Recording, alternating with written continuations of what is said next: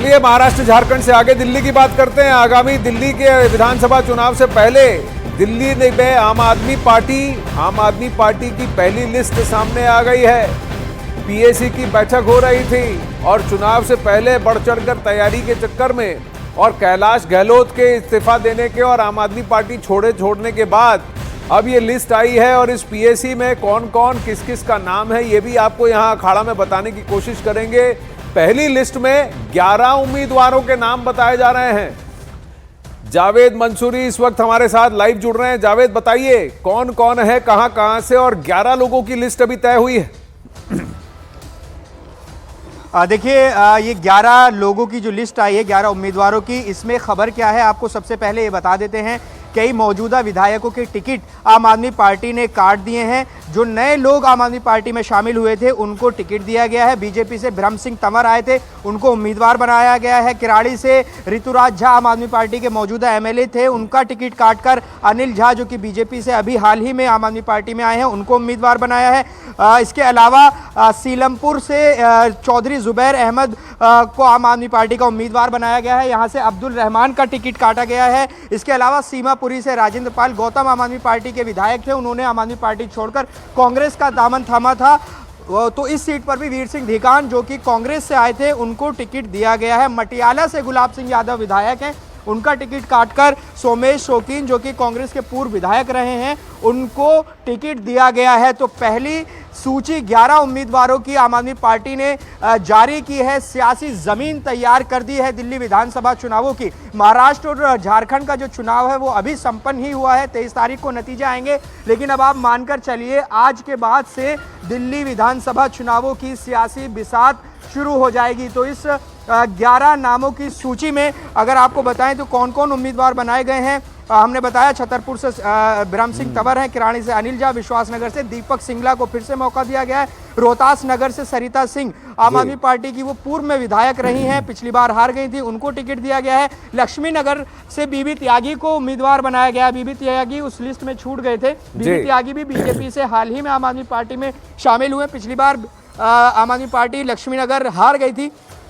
इसके अलावा बदरपुर से राम सिंह नेताजी को उम्मीदवार बनाया गया है। सीलमपुर से चौधरी जुबैर जो कि कांग्रेस के नेता रहे हैं उनको टिकट दिया। चौधरी मतीन के बेटे हैं, बड़े नेता हैं कांग्रेस के। सीमापुरी से वीर सिंह धिंगान, गोंडा से गौरव शर्मा, करावल नगर से मनोज त्यागी, मटियाला से सोमेश शौकीन। तो पहली सूची जारी कर दी है आम आदमी पार्टी ने। इसकी खास वजह है कि ये 11 सीटें और इसका इशारा इन 11 सीटों पर क्यों खास फोकस किया गया है और इतना पहले ही इन 11 उम्मीदवारों के नाम क्यों घोषित किए गए, कोई खास वजह है? देखिए आम आदमी पार्टी का अगर आप ट्रेंड देखेंगे तो वो हर चुनाव में सबसे पहले चुनाव उम्मीदवार वो घोषित करती है और इस बार भी आम आदमी पार्टी ने इसे बरकरार रखा है। इस बार भी आम आदमी पार्टी ने बहुत पहले अपने उम्मीदवारों की सूची जारी करना शुरू कर दी है और अभी हम कह सकते हैं कि अभी सियासी बिसात धीरे धीरे बिछ रही है, लेकिन आम आदमी पार्टी उसमें एक कदम अब आगे निकल गई है। आम आदमी पार्टी की रणनीति यह है कि जल्द से जल्द उम्मीदवारों का ऐलान करके चुनाव की तैयारियां तेज कर दी जाएं, क्योंकि आम आदमी पार्टी इस बार भी बहुत एग्रेसिव होकर चुनाव लड़ेगी। उसकी वजह यह है कि अरविंद केजरीवाल ने हाल ही में किराड़ी में एक सम्मेलन में ये इशारा दिया था, ये संकेत दिया था कि आम आदमी पार्टी में बड़ी संख्या में जो मौजूदा विधायक हैं उनके टिकट कटेंगे। अब आप समझिए कि 11 की सूची आई है, 5 ऐसे उसमें नजर आ रहे हैं जहां पर जो मौजूदा विधायकों के जो टिकट हैं उनको काटकर बीजेपी या कांग्रेस से आए नेताओं को टिकट दिया गया है। अब आगे आने वाले समय में 59 सीटों पर और उम्मीदवार घोषित होंगे, उसमें भी देखना होगा कि आखिर कितने विधायकों के टिकट करते हैं। आपको बता दें कि 62 विधायक पिछली बार आम आदमी पार्टी के जीते थे, उसमें से कई छोड़कर चले गए, कई का इस्तीफा हुआ। तो लेकिन अभी भी बड़ी संख्या में आम आदमी पार्टी के पास विधायक हैं।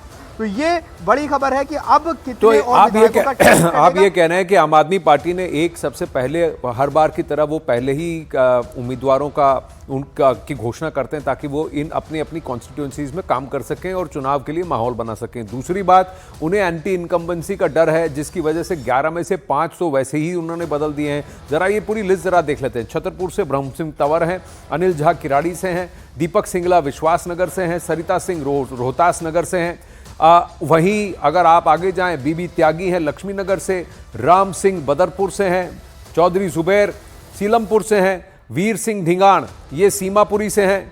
अब अगली लिस्ट अगर आप आगे देखें तो इसमें आपके पास घोंडा से गौरव गुप्ता हैं, सोमेश शौकीन मटियाला से हैं, फिर मनोज त्यागी हैं, मनोज त्यागी करावल नगर से लड़ने वाले हैं, आम आदमी पार्टी के प्रत्याशी मटियाला से, सोमेश शौकीन आपके उम्मीदवार होंगे। फिर ये पूरी 11 लोगों की जो लिस्ट आपके सामने हम यहाँ डाल रहे हैं, 4-4 करके आपको दिखेंगे, 4-4 और फिर 3, ये 11 लिस्ट है। इसमें से 5 को इन्होंने बदल दिया ऑलरेडी, तो यानी आम आदमी पार्टी को इस वक्त जावेद इस बार एंटी इनकम्बेंसी के साथ साथ कई सारे एमएलएस का छोड़कर जाना भी दिख रहा है। कैलाश गहलोत जिस तरह से गए हैं, क्या और भी नेता ऐसे पलायन कर सकते हैं? और इस पीएसी मीटिंग में कौन कौन था? देखिए, अभी अरविंद केजरीवाल के आवास पर हमारी मौजूदगी है। पीएसी की बैठक चल रही है जिसमें उसमें चर्चा हुई इन नामों की, और आपको बता दें कि चुनाव का वक्त है, ये निश्चित तौर पर होगा कि आना जाना लगा रहेगा। हम देख रहे हैं कि जो बीजेपी कांग्रेस से पिछले कई दिनों से लोग आए थे, उन्होंने आम आदमी पार्टी का दामन थामा, तो वहीं आम आदमी पार्टी के एक वरिष्ठ नेता और दिल्ली सरकार में मंत्री कैलाश गहलोत ने आम आदमी पार्टी छोड़कर बीजेपी में वो शामिल हो गए। अभी थोड़ी देर पहले बीजेपी के साथ वो प्रोटेस्ट में बैरिकेड्स पर नजर आए थे। तो ऐसे में चुनाव जैसे जैसे नजदीक आएगा, ये हर पार्टी में होता है कि जिसका टिकट कटेगा तो वो दूसरी पार्टी में अपनी जुगत लगाएगा। लेकिन पार्टी कोई भी हो वो सर्वे करती है, और आम आदमी पार्टी का सर्वे काफ़ी पहले से चल रहा था। और अरविंद केजरीवाल का वो बयान हमने रिपोर्ट भी किया था, हम एक बार फिर से अपने दर्शकों को बता दें। उन्होंने कहा था कि उनका कोई भी भाई भतीजा नहीं है, वो सिर्फ कार्यकर्ताओं को संबोधित करते हुए उन्होंने कहा था कि सिर्फ आप अरविंद केजरीवाल को देखिए, सभी 70 सीटों पर अरविंद केजरीवाल चुनाव लड़ रहे हैं। तो आप ये समझिए कि अभी और ऐसे विधायक हो सकते हैं, ये बात हर बार टिकट 2013 से लेकर के अब तक हर बार अरविंद केजरीवाल ने एक ही बात कही है और हर चुनाव में कही है कि हर सीट पर अरविंद केजरीवाल ही लड़ रहे हैं, क्योंकि केजरीवाल सबके लिए मिलकर काम करेंगे। लेकिन इस बार परिस्थितियां आम आदमी पार्टी के लिए काफी अनुकूल नहीं लग रही हैं, क्योंकि आम आदमी पार्टी के ऊपर भी काफी सारे मुसीबतों का पहाड़ घिरा हुआ है इस वक्त। दूसरी बात कि इंडी गठबंधन में भी कलह है। इस बार क्या ये त्रिकोणीय फाइट होगा? और जो एलाइज हैं जैसे समाजवादी पार्टी है, आरएलडी है और कुछ और पार्टीज हैं जिनका यहाँ पर बीजेपी के कई इलाकों में कुछ ना कुछ इन्फ्लुएंस होता है, वो किसके साथ जाएंगे? क्योंकि लार्ज नेशनल पद पर अगर आप देखें तो सब इंडी गठबंधन के साथ हैं, लेकिन दिल्ली में कौन किसके साथ होगा? कांग्रेस के साथ कौन होगा? आम आदमी पार्टी के साथ कौन होगा?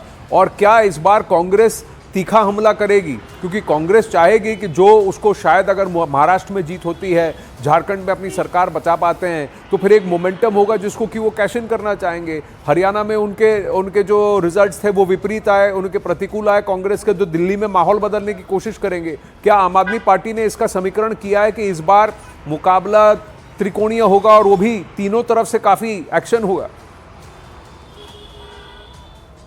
देखिए, आम आदमी पार्टी की दिल्ली को लेकर जो लाइन है वो बड़ी क्लियर है। उनका कहना है कि वो कांग्रेस के साथ दिल्ली में कोई गठबंधन नहीं करेंगे। लेकिन हम ये समझते हैं कि राजनीति है, राजनीति में बहुत पहले कुछ कहना और चुनाव के नज़दीक क्या परिस्थितियां बनेंगी और उस वक्त क्या माहौल रहेगा, क्या उसमें कोई बदलाव होगा, ये कहा नहीं जा सकता। लेकिन आज की तारीख में आम आदमी पार्टी की लाइन यही है कि वो कांग्रेस से दिल्ली में कोई गठबंधन नहीं करेगी। आम आदमी पार्टी ये मानती है कि दिल्ली में वो बहुत ताकतवर स्थिति में है, और उसका ये कहना है कि जो नेशनल लेवल पर वो इंडिया गठबंधन का हिस्सा है, वो इंडिया गठबंधन का हिस्सा रहेगी। लेकिन दिल्ली में कांग्रेस के साथ कोई गठबंधन नहीं होगा। और देखिए, आंकड़े भी अगर आप देखें तो इसके आम आदमी पार्टी के फेवर में नजर आते हैं, क्योंकि विधानसभा चुनावों के अगर आप नतीजे देखेंगे पिछली बार के, तो 62 सीट आम आदमी पार्टी ने जीती थी।